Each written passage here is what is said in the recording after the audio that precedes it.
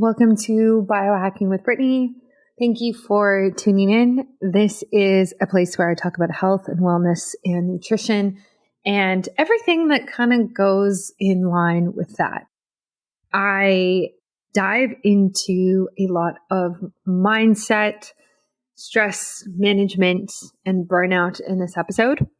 And it's honestly coming at a very needed time in my life. So I think I've mentioned this previously in other episodes, but I have been going through kind of a stressful time. And I think I've finally been able to turn the corner, hopefully this week.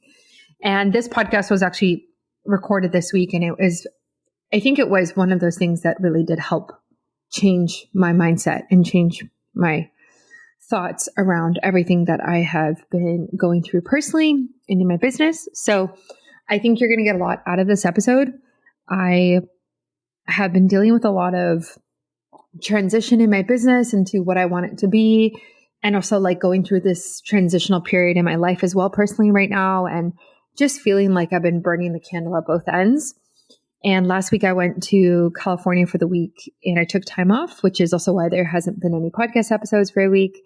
And I really enjoyed my time.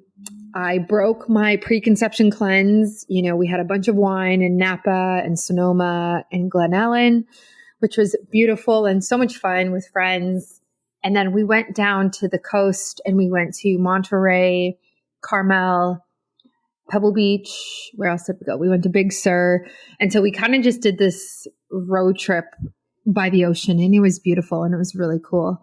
But what was interesting was I actually got sick. So we drank a bunch of wine for about 3 days and then I got sick and I had an eczema flare up. And it was really interesting because I was kind of a mess, to be honest, physically and mentally as well. And I was like, I can't believe this. Like, I'm sick on vacation and I haven't had a cold in, I don't even know how long, like a very long time. And I think it just goes to show you that it's not necessarily just about, oh, you drank wine, you had alcohol, it suppressed your immune system, that's why you got sick. It's not just that. It's also this idea of leisure sickness or leisure illness. And I just posted this on Instagram this week of this idea like, when you stop and take time off and slow down, it actually, a lot of people get sick on vacation because when they're in this go, go, go, and they're in this fight or flight mode, there's adrenaline and cortisol running every single day, which can almost kind of like, not suppress, but kind of suppress the immune system. And then when you don't have that for a week, then it gets very heavily activated and you can get sick. And then of course, on top of that whole phenomenon is, yeah, you are drinking, maybe you're having alcohol, maybe you're not having the normal food that you have, or maybe you are like me, like I flew there and like you're exposed to a bunch of EMF and bacteria and viruses in the airports and on the plane. And so it's interesting to kind of like have everything kind of couple and accumulate. And yeah, I got sick and I was really surprised by it. So yeah, it's interesting, but I'm back feeling better this week. I feel refreshed. I feel like I've turned a new leaf in the last couple of days. Definitely feel better physically and starting to feel better mentally.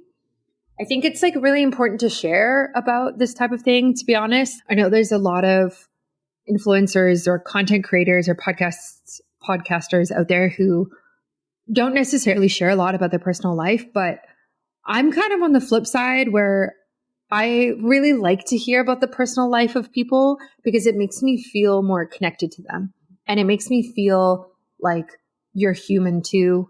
And, oh, you went through that? Like, so did I. Wow. Like, I can relate to you. You know, I don't want to just talk about like optimal health and how perfect everything is, because it's not. It's really not. There's many times where I'm going through a difficult time physically, mentally, like with my menstrual cycle, with preconception, with like all of these different things. And obviously there's a time and place for information to be private, but I do try to share the hard stuff too, because I think that is important. So that's honestly reality. It was like I was sick AF last week, hungover, and then had a cold, and then had an eczema flare up. And what was interesting is like, I just started getting eczema last year, like maybe a year and a half ago. And I've been working on it with my acupuncturist and my TCM doctor. And so I had this flare up and we were in the hot tub quite a bit. And what I've noticed is hot tubs and hot environments are definitely something that contributes to it and makes it worse. And then we were also in the hot tub one night and I woke up and I had like red dots all on my one thigh. And it wasn't eczema because eczema, I know exactly what it looks like right now. Like, or, from my experience, I can identify it. It's itchy, makes the skin scaly. There's like a red edge and it's white in the inside. Like I know exactly what it looks like on the back of my legs. Anyway, so I got these red dots and my girlfriend who I was with, she also got them as well. So it was just like, I was just such a mess physically last week of like this rash and eczema separately and then a cold and whatnot. So I'm feeling better, which is great. And I'm going away this weekend again. I'm going to a Soyuz in BC here in Canada. And I'm going to spend some time with my family and not drinking, back on my preconception cleanse, and happy to be doing that. Yeah. And feeling really good, exercising, gallon of water a day. And I've talked about my preconception cleanse before, hour of movement, nutrient dense food, and certain supplements that we're doing. So feeling good. Feeling like I'm making a change in my mental health. Finally, I honestly, like, especially after doing this podcast episode, I feel like I have been low key burnt out for the maybe since June, last few months.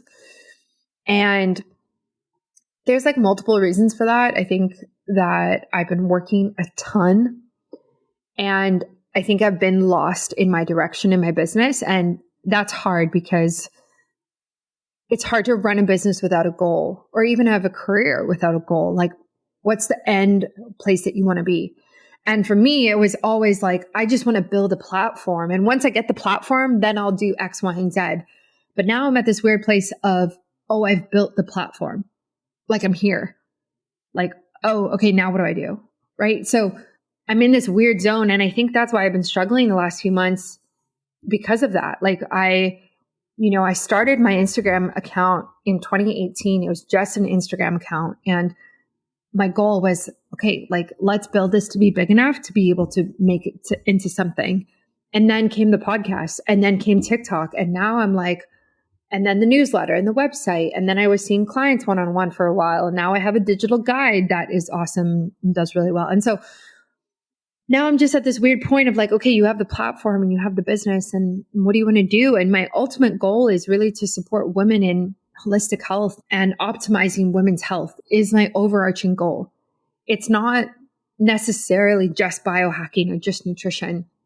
And so I'm like, okay, like, let me work backwards. What's my goal for next year? Like if I, get pregnant, what does that look like during mat leave? Okay, let's work backwards from that. Okay. So I want to be able to do X during mat leave. Okay. So then right now I should be doing this. And I'm just reframing everything I'm doing right now. I'm rebranding. I'm just in this like weird, I don't know, all the very energetic people listening and like people who are tapped into like the 5D world.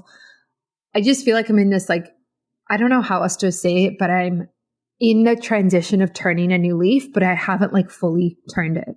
And so it's hard because the last time I was in this place, it was about 2 years ago. And so I'm just trying to go with it. And I'm trying to heal and manage the anxiety and the depression that in a very holistic, healthy way. So I don't want to sugarcoat anything. I'm definitely prone to anxiety. I'm prone to overworking and overstressing and overworrying. That is like where I lie on the spectrum of mental health.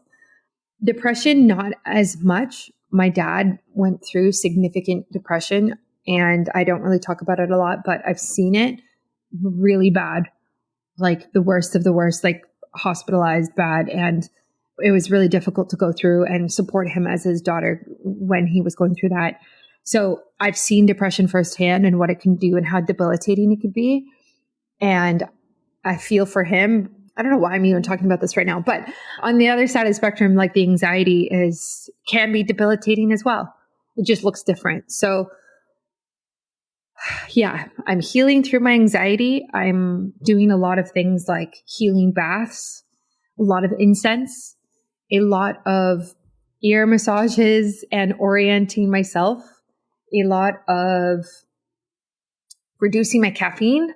I'm switching to matcha, which has less caffeine in it, and also chai tea, less caffeine than coffee, and just kind of getting out of this place of frantic energy. And it's really hard for me, to be honest. It's really hard. So thank you for bearing with me as I just ramble about mental health. But I just want to be honest with you about the realness of running a business is the mental load is significant. It is significant. It's with you day and night, whether you're on vacation or not. It's with you. I'm sure it's with you if you're on mat leave or not, if you're a parent or not. Like, it's with me all of the time of how successful I am, how things are growing, what people say, what the reviews say, all of it. It's always in your head. And so how do we turn that off? And I talk about that in this episode of creating boundaries. Like, there's a difference between Brittany and my business, Biohacking Brittany. And even though I am the business, we need to like separate that more, and there needs to be boundaries. And so for me, like, for example, this week, like, I took my work email off my phone because on vacation last week in California, I was checking my work email every few hours. But the thing is, the reality is that there is no emergencies ever in my business, ever. I am not saving lives. I am not a first responder. I am not I'm not even close.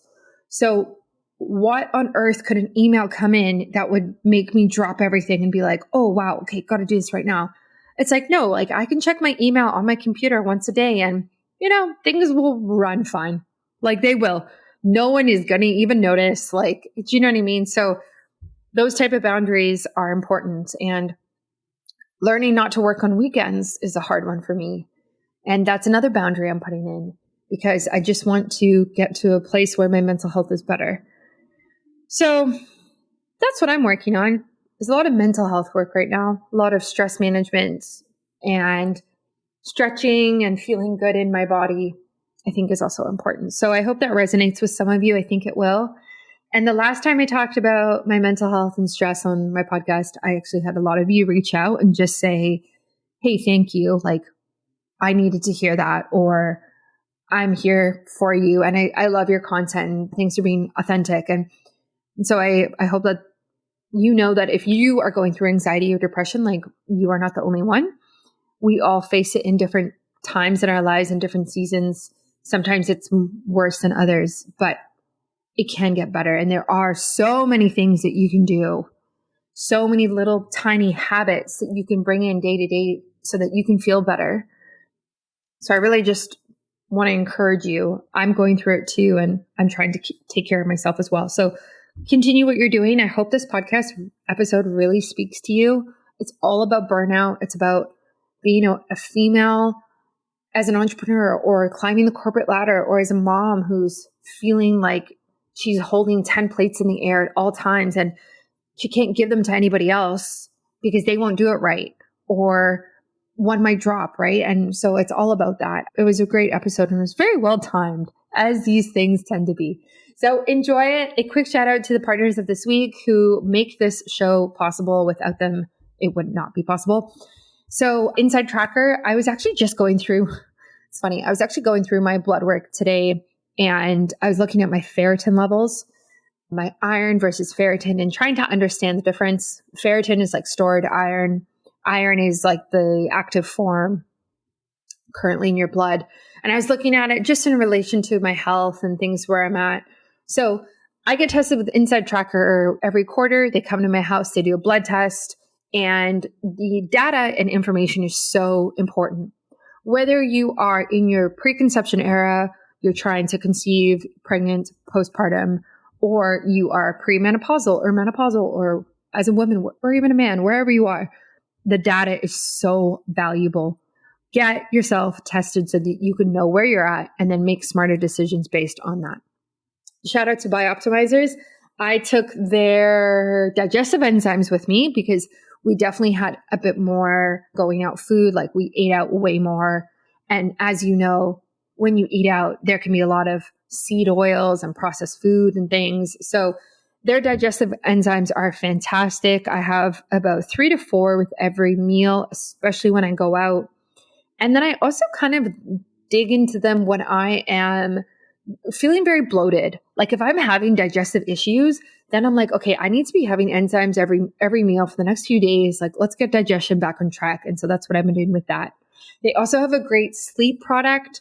The other night I couldn't sleep. I woke up, I took a glass of water, a small glass of water, added their sleep powder in it, fell asleep within half an hour, and it was great.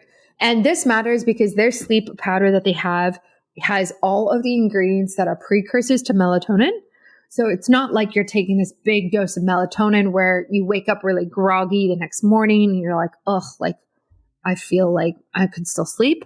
It's just the precursors. So you'd never ever feel like that. You still wake up feeling refreshed, which I think is, super important. And a shout out to Mimeo. Again, I took this with me. This is a supplement that has 4 different ingredients, biomimetic ingredients in it. And it's all about longevity and aging. So biomimetic means that essentially it is the same substance or same molecule as what is already in our body. And when you take a supplement like that, that means that you cannot react to it because it's the same chemical structure. So your body just sees it as you, as like a part of you. And so they have 4 different of those biomimetic ingredients in their formula. And it is targeted at cellular aging and longevity and really about cellular health, which is such a hot topic right now. So I take this, I feel like I'm sharper when I take it, but I also feel like it really just covers my bases in terms of longevity. I don't want to take a lot of longevity supplements. I want to take the ones that work. And when you take this, they work together better they work together better when they are together. Man. So that is really important as well. Instead of taking them separately and randomly, you can be like, okay, let me put these together. And now they're going to be more efficient and more absorbable in the body. We're all about that. And last but not least, Prolon. I did the 5-day fast. It was fantastic. I really recommend it. If you are looking to, a couple things. If you are looking to do a longer fast, but you don't want to completely restrict your food, Prolon is definitely for you. It is so great for that. And then also if you are looking to get the cellular health benefits of fasting or, you want it for weight management, it's also really great. The recommendation with the Prolon 5-day fast is to do it about 3 times a year. So I will be doing it again. And every day you eat about 800 calories. The box gets sent to you. It has everything you need right in it. So all of your food for the 5 days is in that box. Then you make the soups and you have the olives and all the stuff like this. So I really recommend it. I know it's really big in the biohacking world, so definitely check it out. Enjoy this podcast episode. Thank you so much for listening, and I will catch you next week for another one. Welcome to Biohacking with Brittany. I am so excited that you are listening for another episode today. We are diving into all things burnout, mental health, physical health, nutrition, with my special guest, Raewyn Guerrero, also known as the Gutsy Executive Coach, which I love that name. We are going to hear all about her journey and her recommendations for helping us slow down, how she sees burnout affecting high-performing women like myself, who is recently just gone through burnout. So this is a very applicable episode. So anyway, Raewyn, welcome to the show. Thank you so much. And thanks for sharing about your own burnout. That you're obviously looking to use your experience to help and uplift other women so they don't end up down the same path. Yeah, to be honest, I want to ask you about this. Like, I was kind of, I don't want to say blind to it, but I kind of just thought that I was in a chronic stressed state. Yeah. Like, I guess my question, and as I go through this myself, is like, how do you know when you're just stressed from some sort of like life event or maybe work versus like, oh, you're in burnout, like this is the bottom of the barrel? Like, how do you distinguish between those two? Yeah, such a good question. And it's one that people often ask because they want to know like, well, isn't modern life just stressful? And isn't this just the state that we're running around in all the time where we're double or triple booked and we've got commitments, with work, outside of work, and we're trying to do all the things, including take care of ourselves, take care of our loved ones, take care of a business if we're running that, or, devote time and energy to a career. So I would say let's go with the top sort of like 3 signs that your body is not playing ball with you any longer in the way that it's not able to handle stress. So one of the first signs is that, at one point you kind of feel like you're superwoman, right? And you can handle anything. You've got all the energy. You're kind of wired. You wake up, you kind of, spring out of bed and you're like, I can take on anything. And you go through a period like that for a little while, maybe 3 to 6 months, sometimes even a couple of years of feeling like superwoman. And then you start to feel, wait a second, it's really hard for me to get out of bed. I kind of need multiple cups of coffee. I feel like my bowels aren't doing their thing anymore. Like I'm not going to the bathroom the way that I used to. I'm noticing my cycle has changed. Like it's either becoming more painful or heavier. Sometimes it disappears even. That's also a sign. So irregularities in your hormones. The other thing is, trying to get to sleep in the evening. This is a big one. When people are trying to wind down, they end up being all wired and their brain suddenly is like, hey, listen to me. You haven't done blah, blah, blah, blah, blah. And you're like, oh crap, I've got a bunch of things on my to-do list that I didn't get done. And you're up all night ruminating on all the stuff that you got to do. So those are like 3 of, I would say, the telltale signs. Like you switch from being superwoman, you can take on the world, to then needing you need maybe a couple hours to get ready in the morning because it's so hard, or you need a lot of caffeine to get through the day. You're having that afternoon slump because your energy production is probably one of the first signs that things are not working the way they're supposed to.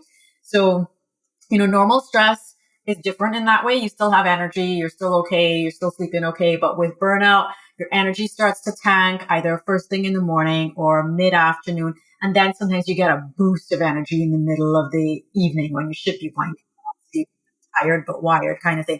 And then you also have like those changes to your cycle. That's the next thing. As a woman, one of our big clues, our monthly report card is our period. And if that starts changing and not in a favorable way, that's when like, oh wait, I probably need to pay attention to things, because one of the first signs that our body's not doing well, the period will tell you, because if you don't have the right balance of B vitamins, if you don't have the right neurotransmitters, the right amount of hormones, and hormones are all made from amino acids. If you don't have, and you're not absorbing food because you're in a state of constant stress, and that has damaged your gut, and which is why, I'm called the Gutsy Executive Coach, because so much happens within the gut and how it converts into the nutrients and the hormones and the neurotransmitters that we need. We need to pay attention to how we're absorbing food, not just what we're eating, because if we're not absorbing, because we're in a permanently stressed state, then that can lead to a place where like, I'm not getting nutrients, and then my body's starting to become depleted, and then muscles start to become eroded, and then brain fog, and then memory loss. And then, just a cascade happens, right? And we want to stop that cascade before it becomes too much, before it becomes like a full blown illness. So the telltale signs are energy, the sleep that you're getting or the lack of sleep that you're getting. Your period is your report card, your monthly report card. And then obviously your gut, how well you're breaking down and digesting food, and how often you're eliminating, and how well that's happening. Yeah, I love that. Those are such tangible ways to be able to assess how you're doing. I just think it's really interesting. Mine was like kind of like that, a little different. And I think it would be different for everybody. I don't think it would look the same for everybody, obviously. For me, I noticed that like once a week or so, I started waking up early, like let's say at like 3 a.m. And then my mind would be like, oh, I might as well just like get up and start working. Like it's like a new day. I might as well start. And that started happening. And then like, it'd be like 2 a.m. And then I'd be like, again, like I might as well just start working right now. And then I looked back and I was like, okay, how many hours am I working a week? This is insane.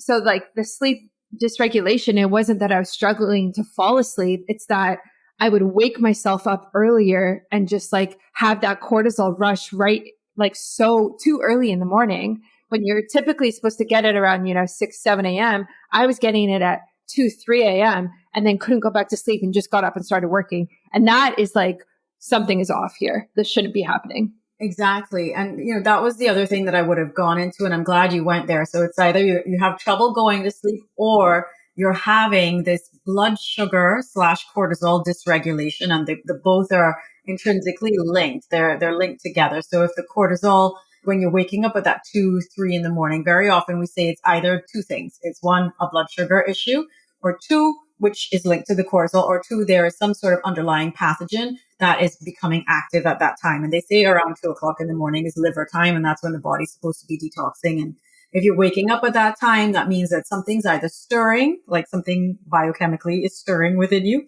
as in like an unfriendly bacteria, or you've got that issue with your blood sugar dropping because you've been so stressed throughout the day. And then it's causing your cortisol to elevate. So, and then it wakes you up. So you're right. You're supposed to be waking up at around 6 a.m. with daylight, ideally. Like you really should be waking up with daylight. But if you're waking up at 2 o'clock or 3 o'clock in the morning, that is also a huge clue that something is amiss and that you need to pay attention and start to rein it in and not jump out of bed and be like, I might as well start working. Try and soothe yourself back into a place. Well, let me try and get back to sleep. Maybe take some magnesium, have a hot milky drink, have some tart cherry juice, some of the little tips and tricks that you can use to help your melatonin get back on track. Maybe even have something to help balance your blood sugar. Very often when people say that they've got blood sugar dysregulation and that it's impacting their sleep, I'm like, well, let's look at what you've been eating. Like, are you eating enough? And believe it or not, are you actually eating enough carbohydrates? Because so many people are going low carb. And maybe what you need is a tiny amount of carb and a little bit of fat before bed. And that could help you stay asleep because that would help the blood sugar issue. So, and when I say carb, I mean like a good one, not like go and have a box of cookies before bed. Okay. So those are some little clues just in general. And again, everything that I'm speaking about is in general. Each person, as you've mentioned, has specific individual needs, and bio-individuality always comes into play with these things. So I would say, like, in terms of biohacking and wanting to hack burnout, the best thing and the number one way to do that is to actually figure out what is happening with your body specifically, rather than just listening to random podcasts and reading random magazines that are talking in general terms.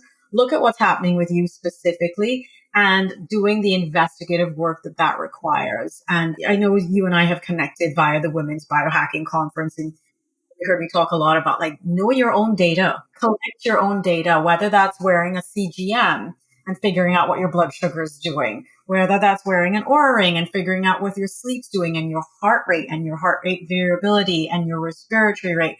And the other thing that's really useful from the Oura ring is for a woman is your basal body temperature. So you want to be checking all these things. And if you find it overwhelming to do it on your own, then definitely look into working with someone who can help you demystify and decode all of this so that it's not just, oh, you've got all this data and the spreadsheets and you don't know where to begin, right? And you don't know how do you navigate through all of the information. Are you tired of your hormones causing chaos in your life? Do you find yourself struggling to regulate your menstrual cycle, uncertain what supplements to take and when, or confused about the best workouts to do to maintain hormonal balance? Well, I have great news for you. I have developed a ebb and flow cycle guide, which is your ultimate solution to all of your hormonal problems. This personalized guide has been expertly crafted to address all your hormone related issues, and it's also super easy to use. Why is it so effective? Because it's born out of personal experience and the desire to overcome irregular cycles myself. With my Ebb and Flow Cycle Guide, you'll discover a world of benefits that will transform your life. You get to say goodbye to uncertainty and confusion and say hello to a healthier, more balanced you. Inside this unbeatable guide, you'll find all the answers you need to start living in harmony with your menstrual cycle today. But that's not everything. As a special bonus, I also added in over 30 delicious, quick and easy recipes designed to help balance your hormones. With these recipes, you can take action right now and they'll help you on your journey to becoming more in sync with your menstrual cycle. There's different recipes for different phases, as well as different supplements, workouts, and biohacks for each phase of the menstrual cycle.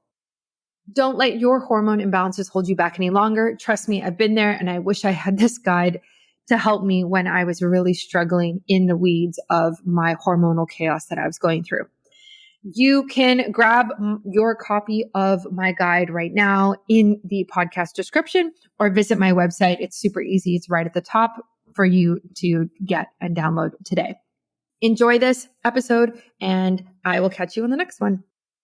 Yeah, no, exactly. That's exactly it. It is overwhelming for sure in the beginning when you have any type of wearable or do any type of test and you get the results back or you read what it says from the night before and you're like, okay, like, what does this mean? And why was my HRV lower last night? What did I do yesterday to make it like that? And it can definitely be overwhelming. I remember I've had my Aura ring for a long time, like since 2018, I think. And I remember I actually took, I think it was last year, I took a month off of tracking and using it because I found I was becoming so caught up in its recommendations and, oh, I slept badly, so this should be my workout today. But actually I feel kind of good. And maybe I do want to like lift some weights or do something more. And I was relying on it too much. And so I had to take a step back and learn again that my intuition is actually probably a better indicator of how I'm feeling than a tracker is. Although it is useful, I think there needs to be a combined approach ideally. I totally agree with you. And I love that you mentioned your intuition and that you listened to your body, because that's something that, we're always looking for external sources to tell us how to take care of ourselves, right? Whether that's a doctor or a wearable or the latest tech or, again, the Mayo Clinic or something, like they're trying to tell us how to behave, or even the government, but I'm not going to go there. But tell us how to look after ourselves. But the best person to take care of yourself is you. You should be your best doctor. And my entire approach is to become the CEO of your health. And that is exactly what you're talking about. Listen to what your body's saying. If you eat certain foods and they make you tired or they make you foggy or they give you a headache and you notice, I don't feel that good, or I feel bloated, feel crampy, these are clues your body's talking to you, and it's talking to you all the time. Like that's the best feedback that you're going to get. And, very recently, I did a food sensitivity test about a week ago and I got the results on Friday. And there was something on there that I thought like, oh my God, like that's such a good food. I can't believe like I'm not allowed to eat it. Because they change over time as well, right? Food sensitivities are a thing that evolve with you and what's going on with your gut and a bunch of other things. And in my case, carrots showed up on my food sensitivity test. And I thought, man, I love carrots. But I started to think back. I said, it's kind of weird. I kind of noticed every time that I eat it, I end up having to urgently go to the bathroom. Yeah, and not like immediately. It's not like within like an hour or something, but something definitely will happen within the first 24 hours where I've got like this kind of sense of like, oh boy, things are moving. So I thought initially, I was like, oh, it's good fiber. I'm doing okay. I was like, nope, maybe it's my carrots that are creating the problem. So certain things like that, just paying attention to like, is this food creating a sense of panic sometimes? Because that can happen too. Like certain foods can actually elevate your heart rate, make you breathe shorter and sharper, and you can feel like you're hyperventilating. I noticed that in the past when I would have dairy, that would happen. I would end up having like my heart's like racing, and I'm like, oh wow, like me and cheese, we don't get along. And then you do a food sensitivity test, and it confirms it. So paying attention to your body, probably the best thing you can do in becoming the CEO of your health. I love that. It's easier said than done, and I think it's easy to ignore the signs until it gets to a point where you can no longer ignore it and you have to do something about it. And yeah, like I've just recently been at that point, even as somebody who tries to be as healthy as I can be. I think it's difficult, especially, and I'm sure you run your own business full time like I do, but I think when you're an entrepreneur, there's this stress that I haven't experienced before when I was working in other jobs that's unlike anything in terms of the pressure that you put on yourself, and the outcomes that you get are directly related to how much you work and until you scale to a point, obviously. So it's so interesting, like navigating this time, and so many people listening are probably entrepreneurs as well. Do you have any specific recommendations for female entrepreneurs who might be experiencing burnout right now, or maybe they're on the other side of it and they're trying to just get past it? Like, where can we even really start if that's what your reality looks like day to day? Wow. I love that we're talking about this for female entrepreneurs because very often they're, they're wearing multiple hats, right? So you are familiar with that. So within your business, you're wearing several hats. And then outside of your business, you're wearing several hats. You're a partner. You're maybe a mother. Maybe you're a dog mom. You've got fur babies or whatever. And you've got other responsibilities and things that you feel like you're juggling all the plates all the time and that there's never a minute to stop. And I feel like society has designed life to be so chaotic and so hectic to actually keep us away from what our real mission is. And I think as a female entrepreneur, the number one thing when you want to like deal with feeling overwhelmed and burnt out is like, hey, what am I doing? Like take an audit, right? So you sit down and you work out your values and then you work out what it is you're actually spending your time doing. So you kind of have like a line down the middle of a page and one side is like, what do I value? And if you value things like time and space for, I don't know, riding my bike or meditating or playing with my kids or hanging out with my husband or my partner, whoever, or hanging out with my friends or playing an instrument or doing, and you realize that you're on the other side, it's like time allotted to those things. And you're like, oh my God, I'm spending less than like 5 minutes a week on any of it. Right. Then you're like, okay, wake up call. Why am I doing the things that I'm doing if I'm not getting to the point where I can do the things on that left hand side of my sheet of the paper? Right. So I think doing an audit is a good place to begin without even having to go down the route of doing any lab work or any tracking, just some self monitoring of like, where's my energy being channeled currently? And is it actually being channeled into the things that I say make me tick, the things that excite me, the things that give me joy, right? And if it's not, then you're like, all right, I need to maybe reevaluate where I'm headed, what I'm doing, how I'm doing it. Maybe I need some help doing that too, because very often even coaches need coaches. And over the summer that happened to me, I was in a place where I'm being pulled in multiple directions. I'm like, I actually need someone to help me stay on track because I'm not doing enough of the things that light me up. And then how can I show up in the world being the best, happiest, most vibrant, purposeful person that I want to be for my work and for my clients and for the people in my life who I love? So sometimes we might need to just do that audit. And then when we realize like, hey, I might not be able to do all of this on my own, get help, get mentorship, get coaching, find people who can support you, people who have walked that path before you and have got the experience and can give you the guidance and steer you in the right direction. And of course, you make it your own. You take their advice or their guidance and you make it your own. So doing the audit, I think, is a great first step. And I call it like, it's like an alignment audit, right? And you basically write down your values on one side and then where you're actually spending energy on the other side. Like, what are your activities all about? So I feel like that's probably a useful thing for anyone in any business, not just entrepreneurs, even career women, people who've got their, who are climbing a corporate ladder or whatever. Like, look at where your energy is being spent, and is it actually being spent on the things that make you tick, on your why? And maybe at the start, at the top of the page, you can put down like what your why is. Like, write down, my why is I want to do this in the world. I'm ready to create impact in the world. I want to help people, or I want to spend more time with my family. I want to have residual income so I can just chill out at home with with my dogs or whatever, or go on lots of vacations. So figure out what your why is and then look at your what. I love that. I think that's such a good idea. And it's so different actually when you see it on a piece of paper, like visually, because obviously right now people listening to this can think, oh, my values are family and friends and I don't know, self-care, whatever it might be. But when you actually write down, oh, where am I spending my time? And then you can compare it like that. That's pretty sobering. Like it is to see something like that. And then take that as a starting point. Like you said, okay, now what do we do with this information and how am I going to change? What does this next week look like? It doesn't have to be a radical 180, but okay, maybe I don't work on the weekend this week. And there you go. And now I spend more time with my family and just like start to kind of peel back and figure out what works for you.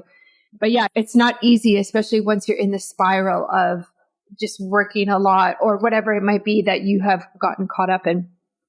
Yeah, that you're right about that. But I love that, when you take baby steps, these micro steps in the right direction, you end up getting to where you want to go without burning out. So micro habits are the way forward, in my opinion and in my experience from what I've seen. And there's a lot of good research surrounding micro habits because, again, you were saying like sometimes we're like, oh my God, it's so overwhelming to have to change everything all at once. And you don't have to change everything all at once. When I worked with my coach and when I coach people, we don't change everything all at once. We talk about like, okay, this is the end goal. This is where we want to get you to, but we're going to work backwards basically from there. So Stephen Covey says, begin with the end in mind. That's literally what you're going to do. It's like, okay, now I know where I'm supposed to go and I have a GPS aimed at that. And then the roadmap is going to be mapped out between you and the coach, or you and whoever, you and yourself. You're going to be like, okay, this week I'm going to, wake up and go outside and get sunlight for 20 minutes before I start doing anything else. Or tomorrow I'm not going to eat at my desk. I'm going to actually eat with a friend or connect with someone. And, human connection is another big part of burnout, or the lack of human connection, the amount of screen time that we end up having nowadays because of the fact that everything has pivoted to being online. The more you spend time with real life people and that you've got opportunities for human touch, oxytocin is stimulated by human touch, and oxytocin directly counteracts cortisol, which is the stress hormone. So the more opportunities you have for being in people's company, whether it's a loved one, a child, a pet, whatever, holding on to a dog, stroking it, it lowers blood pressure. So these are all tangible things that people can do. Having a partner that you love who will cuddle you in the evening or whenever, or in the morning, and you have time and you have connection time. Connection time is vital for us as human beings. It's vital. And, maybe you're single. If you're not having physical touch with another human, maybe go get massages. Those are things that can actually help stimulate the production of oxytocin, and it can help counteract the effects of cortisol. Are you looking for a way to nourish your body while reaping the benefits of prolonged fasting without the hassle? Look no further than the Prolon 5-Day Fast. We get it. You want the health benefits of fasting, but life gets in the way. That's where Prolon steps in as the solution. This groundbreaking nutrition technology has been meticulously designed and clinically tested by 14 global universities. It provides your body with the incredible cellular, metabolic, and emotional advantages of prolonged fasting, all while enjoying real food. Here's the beauty of it. Prolon offers transformation in 5-day cycles. Just 5 days on and 25 days off, and you'll start experiencing rejuvenation, longevity, and a path to healthier living. What makes Prolon truly exceptional is that the optimal results are achieved with 3 consecutive cycles. That's where the magic happens. Prolon is even patented for its incredible effects on healthy aging, triggering cellular rejuvenation and autophagy, the body's natural process for cellular self-cleansing. But it's not just about aging gracefully. With Prolon, you can look forward to fat-focused weight loss, an improved sense of well-being, and a transformed relationship with food, which is really important. And if you're worried about your skin showing the signs of time, fear not. In just 3 cycles of Prolon, you can enjoy healthier, younger-looking skin with reduced fine lines and wrinkles. Ready to take charge and try it today? I definitely recommend you do so. You can follow the link in my show notes or on my website to try it yourself, and use my discount code BiohackingBrittany to get a discount at checkout. So that is the Prolon 5-Day Fast. I really recommend it. I've done it once and I'm going to do it a couple more times coming up in the next few months just to get the most benefits. And I hope you do as well. I love that. Yeah, I definitely feel that when I pet my dog, Moose. It's like this little, like, he lies on the couch and then I go lie beside him and I pet him and I feel so much better within seconds because it is that oxytocin release. And it's like, it's so funny because when I'm in a bad mood, because I understand how this works, I go to him and I'm like, I need my oxytocin, like, come here. Like, you are like, this is a drug and I need it from you. And so, yeah, it's really special. And I really encourage people to actually get pets if they can. There's so many health benefits associated with it, like not even just oxytocin, but I think it's just, I'm so glad that you mentioned that because I think it's so important. I'm curious about your own personal story with burnout. So I know you kind of had your first, or maybe it was your first and only, I don't know, but I know you had this like burnout a moment in your life. Was that your first and only one when that happened? And what did that look like for you? All right. So let's answer this question in reverse. So I'm going to talk about so there's more than one, but let's work backwards, because the most recent one actually was last year. I had been triple vaccinated to enter the United States. And after that, my hormones tanked completely. Oh man. And took about 6 months to kind of get back on track, because, I wasn't seeing as many clients that I normally would. At one point I was seeing sort of like 15 people a month, and I kind of trickled it down to like, I'm going to see 2 clients. I don't really need to to work with anybody more than that, because I was also doing, it's not just the clients that you see. It's like, you've got to do podcasts, you've got to write blogs, you've got to write. Yeah. Everything had to kind of go on hold apart from, and only the things that didn't require a ton of energy is what I was ending up doing. So the most recent one was post-vaccination. The first one that was diagnosed and that I actually had to physically take time out for was in 2016. And that's when I was in London. I was working in a corporate wellness job, and I'd had a diagnosis of IBS. I'd had some unexplained infertility, a bunch of other things, anxiety, insomnia, migraines. Like there were a cluster of symptoms that were all clues to the fact that my body was not happy. And unfortunately, when you're going to doctors, their MO, they're great in an emergency. And I always say, like, doctors are great for a gunshot wound or a broken leg or a heart attack, but they are not going to help you prevent the heart attack.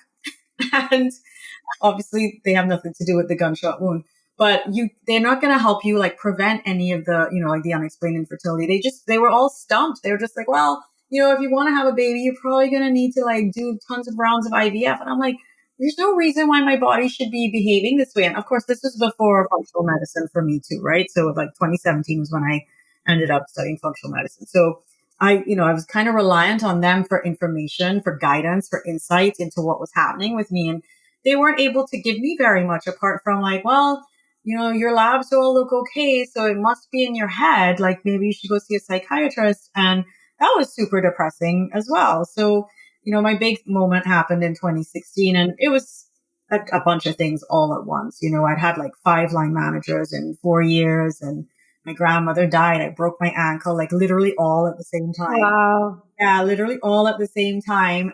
I was very close to my grandmother. So when that happened, I just had a literal come to Jesus moment. Like, what am I doing with my life? Like, is this what I'm going to be living like? Living in a 2x4 apartment in central London that I'm paying through the wazoo to live in, and commuting on the train every day and hustling and, working 15 hours and 90-hour weeks and sleeping for 5 hours a night and trying to keep on top of a fitness routine and a social life. It was just exhausting. And that was, it showed up in terms of my gut being very unhappy. I wasn't breaking down food, digesting properly. My hormones, as a result, being unhappy. Like I said, everything kind of starts. If you're not breaking down your food, then your hormones aren't going to play ball with you. So no wonder, because I wasn't absorbing nutrients, so that I could never make a baby because I wasn't absorbing any nutrients. And I wasn't sleeping either, which also creates an extra stress on the body. Sleeping 5 hours a night, we know anything less than sort of like 7 hours and within the right window as well. And I was going to bed at like 1 a.m, waking up at like 5, and then going for a run thinking I was doing myself well, and then going for a 2-hour spin class in the evening or hot yoga, not realizing like I'm already tanking. I don't need to be doing these types of activities. So that was my first burnout. But like I said, when I hit rock bottom was when I started questioning, like, what am I doing? And how can I turn this around? And, luckily functional medicine found me, and I think I saw Mark Hyman in London. I went to one, I was running a wellbeing program. So when you're doing a wellbeing program, you're kind of plugged into that world anyway. So he was in London doing a talk. I went to the talk and my brain was like, oh my God, this is what I need to be doing instead. This is where I'll actually make a difference in people's lives, not just the checkbox exercise. That's unfortunately a corporate well-being program.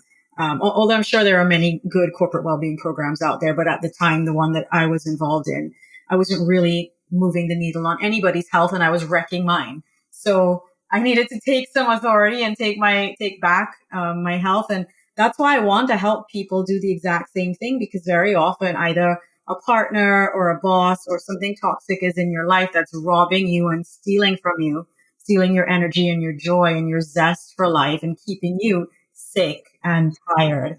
And everything that I do now is about making sure that people don't stay in that place. That yes, it will happen. It can happen, but you don't have to stay there, and you don't have to rely on, you don't have to be dependent or listen to the diagnosis that, oh, there's something wrong with you and it's in your head.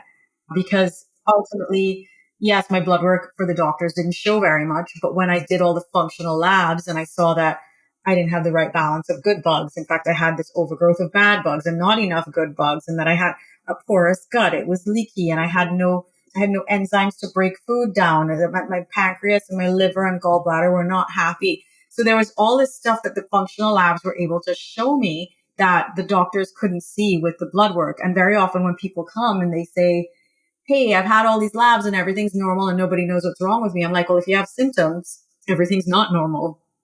If you got symptoms, that means we got to do deeper work, and the blood work is just a snapshot, and it's not going to tell you how things are functioning per se, which is why I love what I do with functional medicine. I love being a health detective. I love that. Yeah, I relate to so much of your story, especially with like functional medicine. I'm actually looking at studying functional medicine myself now because it's been on my radar for a long time, and I wanted to do naturopathic medicine like years ago, and then it just didn't work out. And I didn't end up doing it. And I'm a nutritionist now, but I've been looking at, okay, where do I want to take my practice and my business? And I've always been interested in functional medicine. So I think that's going to be something that I look into and start ideally maybe this year or maybe in January, depends on the institution and school and stuff. But I love what they do. And I think it's so interesting to take a root cause approach to this, which is not how you would typically approach burnout. Like, I guess the narrative that I hear, the common narrative in the spaces that are not biohacking or functional medicine is like, oh, you're burnt out. Okay, take a vacation, work less, and have a positive mantra that you say to yourself every day. And you know what I mean? And that's it. Like, it's kind of this, like, I don't want to say it's a Band-Aid approach, but it's almost like a bit superficial. Whereas like, I'm curious about like, how do you apply functional medicine to burnout in a way that is actually like, let's get to the bottom of this and let's get better results? Oh my God. I love that we are talking about this because that's one of my biggest bugbears. Like I said, I think I was telling you at the start that I've been on a lot of burnout podcasts, and they all are in that vein where it's like, well, you're burnt out. Maybe you need to sleep more. Maybe you need to do it. Like, you don't realize that when you get to the point of burnout, so many systems in your body are starting to shut down. They're starting to fail, right? So that's why you need to, yes, for sure, we need a mindset approach, but we need to pay attention to the fact that we might be energetic beings, but we're also completely biochemical, physical beings, and the physical and biochemical require a ton of support. You can't kumbaya your way out of burnout. I tried and it didn't work. And that was one of the things I forgot to mention at this when we were just talking about my experience. I had trained as a hypnotherapist to help people with anxiety. And when I was going through my own stuff, I was meditating every single day. You know, I'm telling myself positive affirmations and I could get through this, and I have armor on around me and I'm a buffer and I'm whatever. And, you know, building yourself up with psychological affirmations, and they're great, but I had physical things going on with me. Like, I had an overgrowth of pathogenic bacteria, and the reason these things happen as well. So just because you're exposed to pathogenic bacteria doesn't mean you'll always get it. And, you know, you and I had mentioned this at the start before we hit the record button. Two people going through the exact same experience, one gets sick and the other one doesn't. Why is that, right? Is it because of somebody's mindset, or is it because of someone's biochemical makeup, right? So yes, so mindset might buffer you temporarily, but if you are being exposed to, let's say, you know, so why would two people who are experiencing a similar situation both have a different experience of that situation, right? What does that have to do with? So I want to give you a quick story. So I had a client who came in. It was actually a young 14-year-old boy who was diagnosed with Hashimoto's, which is an autoimmune thyroid condition, like a slow thyroid. And he and his mother, you know, his mother's a woman in her 30s. He's actually she's in her 40s, and he's in his teens. And they're eating the same food. They're experiencing life in the same way. They go swimming in the same lake. They live in Colorado. but he has tremendous gut issues and she doesn't, right? He's having problems with digesting. He's got no energy and his thyroid is not behaving the way that it's supposed to. So his hormones are out of whack. And this is a young person. He's supposed to be up and playing with his friends and have loads of energy, right? And then the mom who's in her 40s has got more energy than the teenager. So why would that happen? Now, when I ran his labs, he had an overgrowth of, I think he had three parasites, a bunch of other things going on. His minerals, he was completely depleted minerally. And that would make sense because if he's got parasites and his minerals, he doesn't have the right levels of minerals.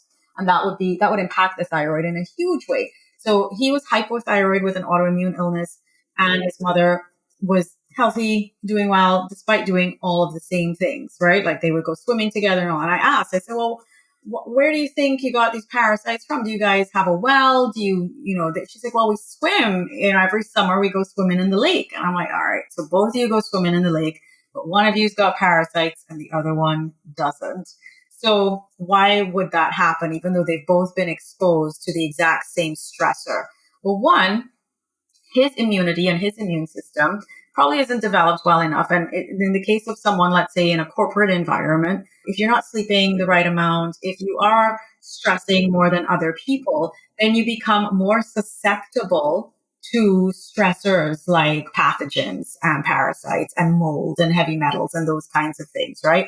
And that's another thing, like certain environmental toxins can actually become a stressor and damage things like your gut and make you more susceptible to certain bugs. So being mindful of the physiological, the environmental, the biochemical, and the psychological, those are all the things that play into the way a person's going to experience the world and how susceptible they are to things like the growth of gut bacteria and again, the gut bacteria, I always harp on it because it's so important. If you think about the gut and the fact that you got up to 90% of your serotonin is actually being produced there, that's huge for people who are struggling with mood and cognition issues as well, right? Dopamine's produced there, 50% of your GABA is produced there. And those are all neurotransmitters that help regulate things like your mood, your ability to relax, and your happiness levels and ability to concentrate as well.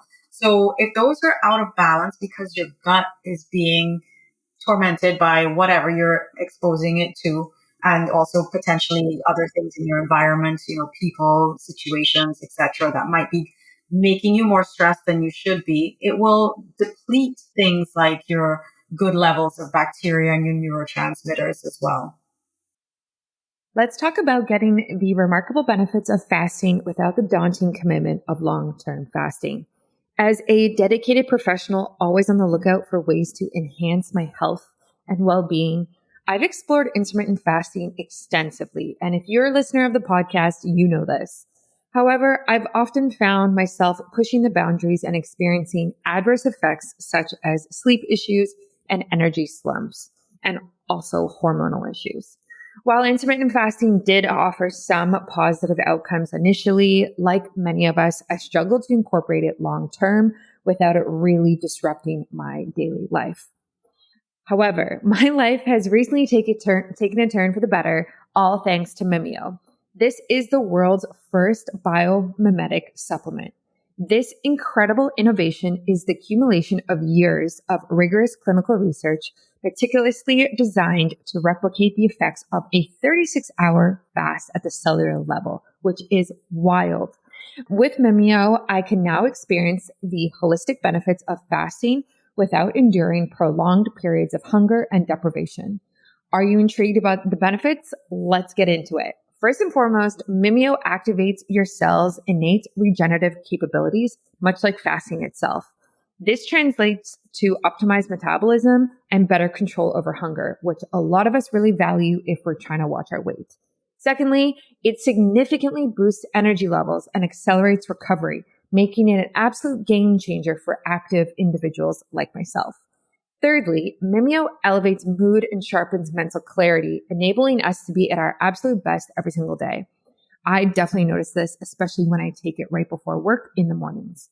The icing on the cake is that Mimeo's formulation is exclusively derived from molecules naturally produced by our own body. This means it is very, very safe because It is in perfect harmony with our biological system, delivering optimal effectiveness. Still not convinced? Mimeo offers a 100% happiness guarantee. That's right, there's absolutely nothing to lose. So for all of my fantastic listeners out there, if you want to give Mimeo a try and add it to your supplement stack, I really suggest you do so. And you can do that by using my discount code BiohackingBrittany for 10% off for the first 3 months of your subscription, which is awesome. Join me along with countless others who are on the path to revolutionizing their health with Mimeo. Bid farewell to the challenges of long-term fasting and usher in a healthier, happier version of yourself, which we always love. Thank you for listening. And always remember, when it comes to optimizing your health, Mimeo holds the key. Visit their website, linked in my show notes and on my website as well, and embark on your journey towards a better you now. It sounds so complicated.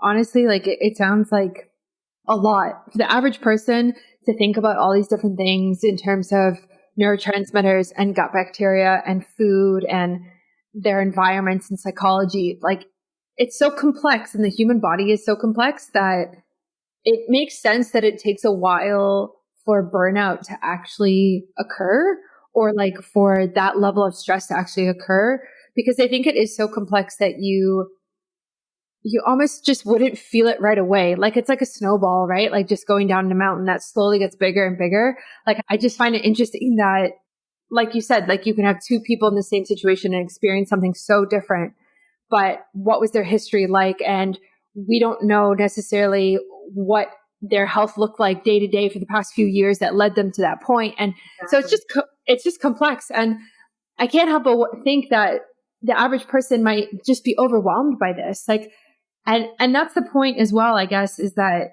if you are at this point of burnout and you think, oh, to get out of this, I need to do all of these things, which also just feels overwhelming. What are you supposed to do? Do you know what I mean? Like it feels like the way out itself is overwhelming, and the way that you got there is overwhelming as well, I guess. Yeah, well, that's why I always say, like, if you look at an elite athlete, they've got a lot to do, right? They've got a ton of things that they need to do in order to be able to perform at a high level and to be able to compete and to win and to be successful at at what they're doing. And I look at people in life who were the same. Like we need to be, and elite athletes, they have got support all around them. People taking care of their food, people taking care of their musculoskeletal needs, like making sure that they're going to yoga. You know, I was thinking of like all the famous tennis players. They have like these huge teams around them. And the average human, yes, it's a lot to take in, but that's why you don't do it alone. The whole point is like, don't do this alone, because even though, yes, you are the best person to know what's going on with your body, when you know something's up and you could tune into it and you don't know how to figure it out, go get the help that you need and work with someone who is trained to look at your body as a symphony, as opposed to, because the problem with doctors and the current medical model is that they look at diseases. They don't look at the person. So they're treating paper, and they're not necessarily looking at the person who's in front of them. And very often people will send me DMs and ask me, how do I deal with this problem? I don't know. Let's just give an example. You know, heavy periods. I'm like, well, who's the person who has the heavy periods? Because I can't give you an answer for that, right? I can't give you an answer that would be realistic to you, because there might be some kind of blanket answer for it, but it's not going to be the right answer for you necessarily, because you might have heard that expression, one man's meat is another man's poison. So one person might do really well on a certain type of protocol or diet, and then another person might really tank on it. So the idea behind all of this, if I could get anything over across to your listeners, is that don't do it alone. Work with somebody who helps you figure out exactly what you should be doing, right? Whether that's what you're eating, how you're sleeping, how you're moving, because even movement is a funny one and that can lead to burnout. And I think in my story, I was saying, I was doing, waking up to go for a 5K run in the morning at 5 a.m. and then going to a spin class, thinking that I'm being healthy because I'm moving at the start and the end of my day. But for my body that was already so depleted, and most people nowadays are so depleted, they shouldn't be doing high intensity activities like that for long periods of time, right? More restorative activities, yin yoga, restorative Pilates, breath work. Those are the types of things that, going for walks, as opposed to hardcore 5K runs and spin classes, they're not going to be good for someone who's struggling. So exercise is another huge part. And we could spend a whole episode talking about all the mishaps that I see from people who are thinking they're doing themselves a favor by going for a run or doing a marathon or a 10K or whatever. And then realizing like, I've screwed up my knees. I'm injured. I've hurt this. I've hurt that. And like, well, there's a reason why, because one, if you're sitting all day and then you decide to go and run for an hour, that's no good for you either, because your hip flexors are screwed from being in one position all day. And then if you decide you're going to go and do high intensity interval training on a bike for 45 minutes, or in my case, it was like, I'm going to go from 5 o'clock to 7 o'clock after work for a spin. And I wonder why, like, why can't I sleep? Why am I not breaking down food? Exercise is also a huge piece, personalizing that and working with someone who understands like the circadian rhythms and the cycles of a body, and then your individual body and what it might need, because eventually you might be able to get back up to that, to like, spinning or whatever. But ideally you don't want to do it at 5 p.m, because that's when your cortisol's tapering off. So you want to be doing it at a time like either in the morning when your cortisol's peaking.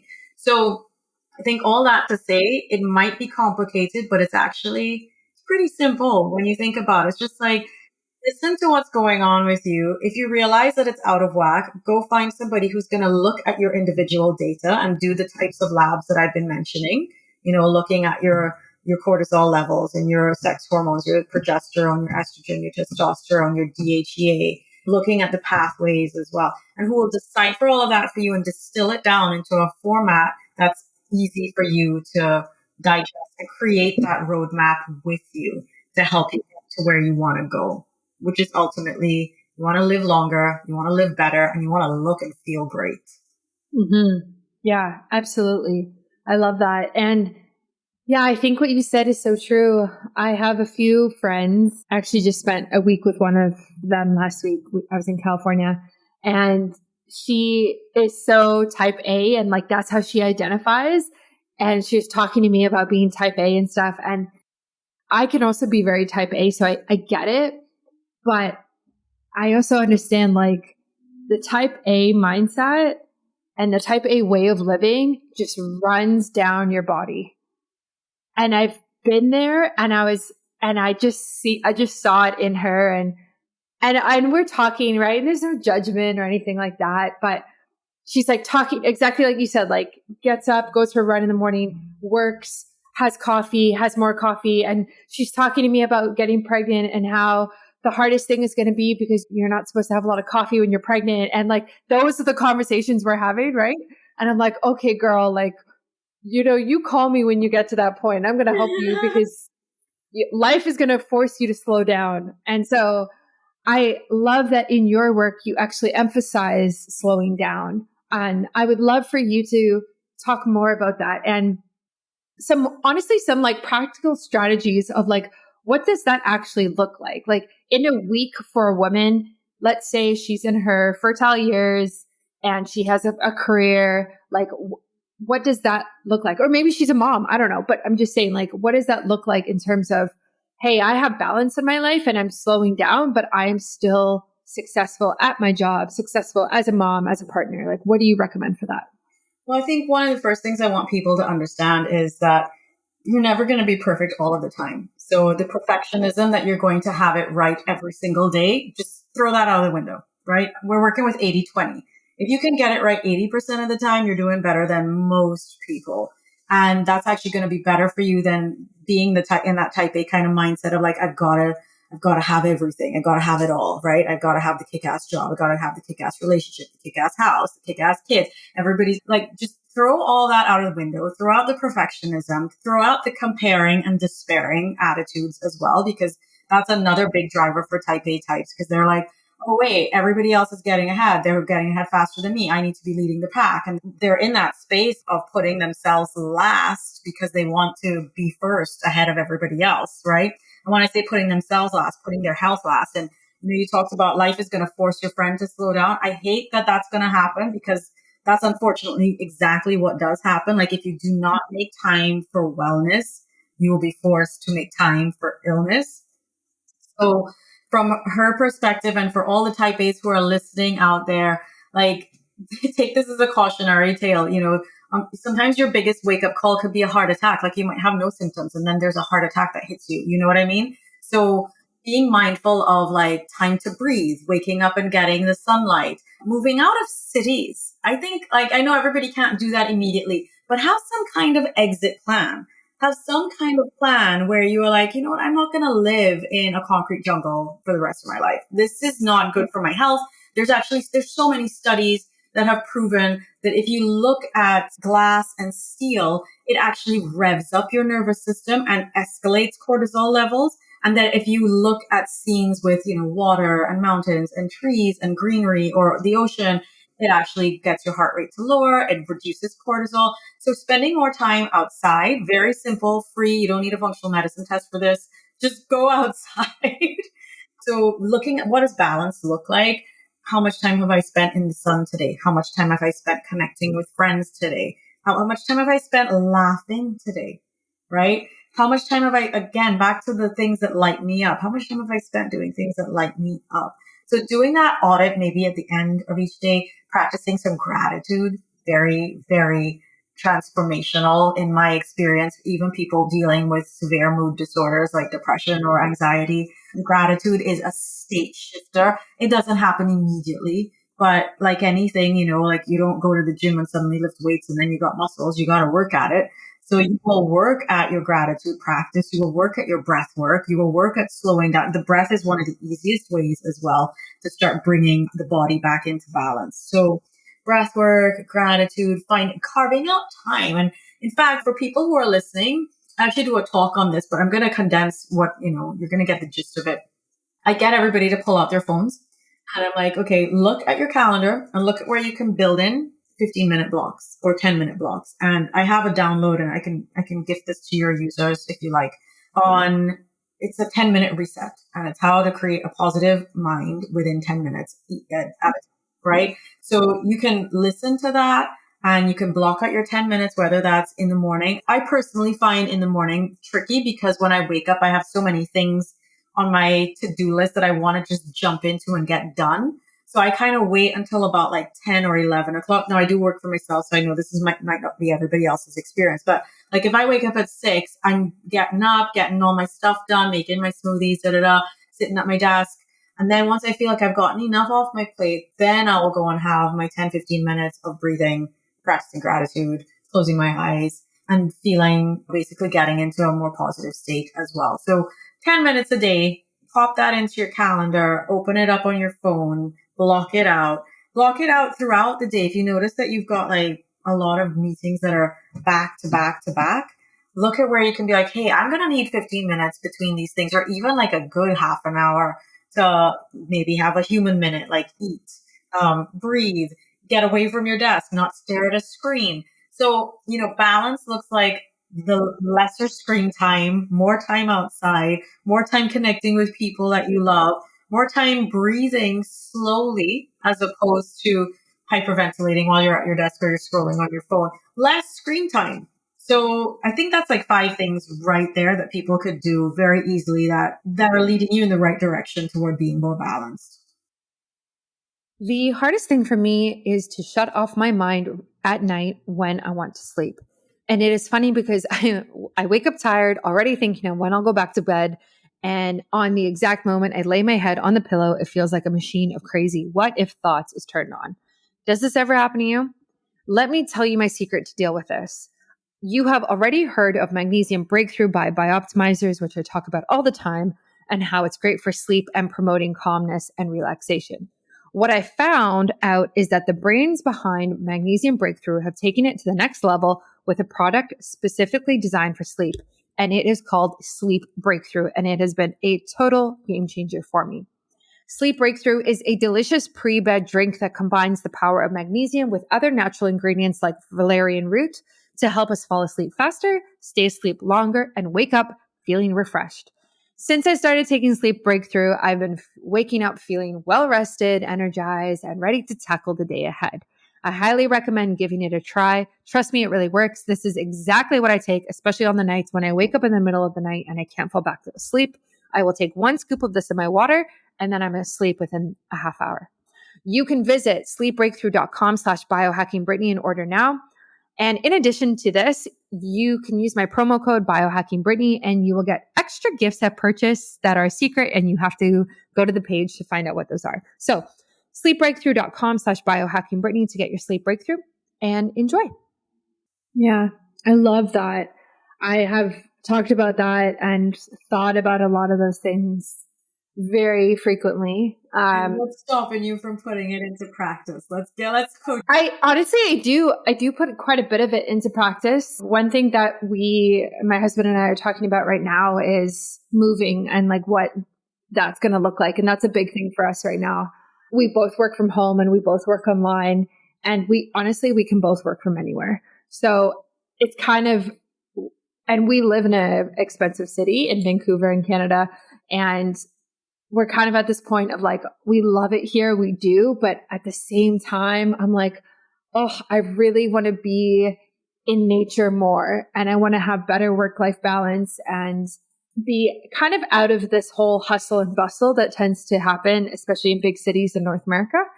So we have this conversation a lot. We've looked at a lot of places. We haven't decided yet, but I don't know if it'll be in Canada. We've also looked at like Costa Rica and going to Central America. Anyway, I'm going on a tangent, but this is what a lot of people do need to think about. Like, where do you want to enjoy your life? And if it's in a city where it's expensive, taxes are expensive, whatever it is, like everything's just like a squeeze on you. Like, where could you live that's better, right? That's nicer, that's cleaner, better air, better community, where people actually care about you. Cities, unfortunately, I don't think they bring out the best in humans. And I lived in an apartment building for about 10 years and I did not know my neighbors. And I didn't want to get to know them and they didn't want to get to know me. We saw each other in the elevator on the way down. Everyone would avoid eye contact, And it was the same thing like you're getting on a train to go into work. You're avoiding eye contact with everyone. You're putting in your headphones because you don't want to hear anybody else's conversations. You don't want anyone to talk to you. It's like your do not disturb is on. So cities don't bring out the best in humans. You don't want to connect with the people around you because you're on top of each other. And, Vancouver looks like a pretty place. Like it looks like it would be a nice place. But if the culture is that everything's just hustle and bustle, then why would you want to do that? Yeah, exactly. Right? And especially there. Yeah. Yeah. Especially as we like talk about having kids as well. I'm just like, I don't know if this is the healthiest place for them to grow up. Like it is a pretty healthy place, like in terms of like compared to Toronto and other places. But again, it's like, okay, we're probably better off more in the countryside somewhere. Like we live right by the ocean here, but like you said, less pollution, less traffic, less noise at night, less bright lights on the street shining into our apartment. Like it's all these things. And so we're thinking about it and it's on our radar. And I think that's the right place for where it should be right now as we kind of navigate it. But I think a lot of people think that's like actually one of the good things that came out of the pandemic was a lot of people moved away from cities and were like, oh, I actually don't want to be in this area. Yeah, completely. I think you talked about Costa Rica, but I don't know if you knew I was living in Mexico during the pandemic, I got to Mexico. And this is something that I want to share with people. For anyone who feels stuck or feels like, oh my God, I'm never going to be able to have the energy to do any of these things, to pack up a life and start all over. If you feel overwhelmed just at the thought of that, it's like, that's a clue as well that you need to pay attention. And for me, I was able to take on all of that because I had worked on reclaiming my health and getting it back, right? The unfortunate thing was that, to enter the United States, I ended up having to I got set back by, the vaccinations did not make me feel good. I did not do well with them.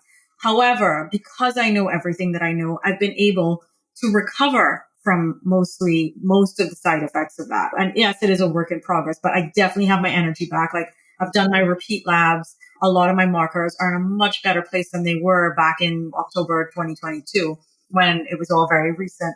So I know that I'm healing, that my body's getting stronger, and that it's not going to take me the years or decades that it might be taking some people to recover from some of these things, right? Because of the knowledge of the things that I know now, and because of the labs that I like to run, and because of the way that I've now set up my life that I can live. I've set up my life where I can wake up in the morning and go outside for an hour and spend sitting in the sun, having tea or coffee or whatever, and being able to enjoy that and having connection with my husband before I get to my desk. and I'm not rushing off to the next thing. And the reason that I've been able to do, and in fact, I even met my husband because of functional medicine. If I hadn't reclaimed my health in 2017, I would never have been traveling in 2019 because that was it. I started traveling all the time. I was able to travel because I'm like, I have a laptop business now. I can live and work from anywhere and I can go to conferences from anywhere. And because of that, I met him in Texas. I was living in England. I met him in Texas and here I am years later. And I was able to live in Mexico during the pandemic so I could be close to him because I wasn't allowed to enter the United States, but I was able to stay in Mexico, which was only a 2-hour flight for him to come and see me so that we could keep our relationship going. So having your health back opens up so many doors to you, getting a handle on it and being able to, all my life back in England, I was just thinking of how small and contracted it was compared to how expansive it is right now. Aw, I love that. I'm glad. I'm very happy for you. That's awesome. And I'm glad you put in the work to get the life that you want. And even though it was difficult and even though you had to go through such hard times to be able to get to that point. My last question for you is I noticed that you did, I don't know if you did official training. I think you did in hypnobirthing. Is that true? Yeah, that is true. I did a hypnobirthing course in 2010. Okay. Have you, I guess, like participated in any hypnobirths or trained people or like, can you just briefly touch on this? And the only reason I ask is that I'm in my like preconception era. So I'm like starting to look into these different birthing techniques. So when I saw that, I was like, okay, I just have to get her 2 cents on this. So I'm just curious what your thoughts are. Yeah, no, I loved my hypnobirthing training. I had maybe like at the start, so just to backtrack, like 2010, I was married to someone else in England and we split up. And that's when I went on this whole Eat, Pray, Love year. Like I went to Israel twice. Where did I go? There were a bunch of places that I went. I went to Scotland to do my hypnobirthing training. There were a couple other places that I went traveling to because I wanted to just see the world. And my ex-husband did not want to do anything. So the minute I was free, I was like, I'm on a plane and I'm going to places that I want to and do things that I want to do. And hypnobirthing was a big part of that because I believed that a woman, well, one, I understood that there's something called a fear, tension, pain cycle. Like if you believe that you have something to be afraid of, then your body starts priming yourself for fear. It starts elevating your heart rate and then and your blood pressure and all these other factors start to, you're primed for it. So you learn to expect it. So I loved the fact that you could tap into, you can train your mind to not expect fear and to therefore not experience pain. And I went in initially very naively thinking it was all going to be about pain management. But what I got from it that was so incredible, they showed us people having natural birth. So we got to watch a lot of videos and things and people giving birth with like dolphins in the Black Sea. I didn't even know there were dolphins in the Black Sea, but like these women in Russia giving birth with these dolphins. And it was just so incredible to witness them in a state of bliss going through this, as opposed to what we see on television, what we hear from friends and people who are like, oh, worst pain of your life, blah, blah, blah, and you're like, crap, like that's setting myself up for. But there are people who have, I'm going to say this, orgasmic births, full births. And I know everyone's going to be like, what are you talking about? What are you talking about? And I helped a couple of women back then, but because I was in this place in my life where I had left my ex-husband and I didn't really have I was in that place where I'm like, I have to work. I have to have a day job. I'd done the training, but I needed the day job. So it never really took off as a practice. I had like 1 or 2, maybe 3 clients in total who were trained. But the thing is with a hypnobirth is that someone doesn't come into the room with you, right? Like you do like a course from like week 20. Once you get to 20 weeks, you do 5 weeks of training so I teach people within that 20 to 25 weeks and then they go off and they practice. And usually the partners are involved. Like you've got to have whoever's going to be in the birthing room with you, they're going to be part of it as well. So it is beautiful. I never really went anywhere with it, but I do love that now I help women get into the best shape of their lives so that when they are ready to have a baby, they can do that. And maybe it's something that I'll pick up again in the future. I actually know 1 or 2 people who have had orgasmic births, which was very interesting to hear. They were like, yeah, my first one was a normal birth where, I had drugs and an epidural and blah, blah, blah. And then the second one, I did hypnobirthing and it was bliss and it was like 3 hours and it was so easy and beautiful. And yeah, everybody was crying, but like in a good way. You know, it's quite miraculous to witness. So like I said, I went in looking for like pain management with like my science head on and came out with my heart blown wide open from the whole thing. Like it was so beautiful. And I thought, my God, women are amazing. Like our bodies are amazing. Yeah. Yeah. Kind of newfound appreciation for the female body and for my mother. You know, she and I did not have the greatest relationship when I was growing up. And when I saw like, I'm like, my God, these are the things that she went through, that her body was going through. Like, wow. And she did it 5 times. God bless her. Wow. Yeah. 5 times. So yeah, I think when you do the training, and even if you work with somebody who's going to guide you on that, they're going to teach you so much about how powerful your body is and how it responds to suggestion. And, you know, I did say like, oh, you can't kumbaya your way out of like a gut bacteria, but you can totally kumbaya your way into a healthy, happy, safe, natural birth. I love that. That's such a good way to put it. I've seen it happen, and I've been so blown away by it. I was like, wow, that's amazing. Wow. Yeah. That's awesome. Well, thank you so much for sharing that. That's very insightful for us. And I'm going to, definitely explore those topics a bit more as well myself. If people want to work with you and this really resonated with them, where can they go and how can they connect with you? Yeah, so I encourage everybody to just get a call with me. It's on my website. There's a little button at the top of the website that says book a call. So you just go to gutsyexecutivecoach.com. And there will be this little button called book a call, and it will take you through a couple of steps on how to, I like to do a little assessment with everybody first before we actually meet. So there'll be a video on the page that it's like 3 minutes. It's not a long video, just telling you where to go to do the assessment when you make the appointment. And the assessment doesn't take a long time. Again, something like under 5 minutes. So it's just for me to kind of get a sense of where you're at, what symptoms you're experiencing, so that I know where to kind of channel my energy and efforts and the kind of suggestions that I can make for you when we meet. So GutsyExecutiveCoach.com, and you can find me on Instagram as Gutsy Executive Coach, and I'm on LinkedIn under my real name, Raewyn Guerrero. So you can find me in those 3 places. Amazing. I will put all of those links in the show notes and on my website so everybody can find you super easily. And thank you so much for coming on my podcast. This was awesome. And I just learned so much from you, and I'm so encouraged by the work that you do. So thank you. Thank you. Thanks for doing everything you do. I appreciate it. Thanks for listening to another episode of Biohacking with Brittany.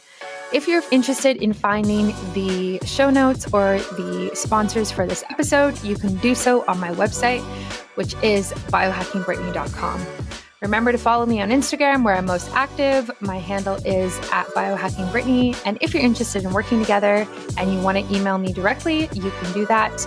My email is info@biohackingbrittany.com. And I look forward to hearing from you and having you tune in next week.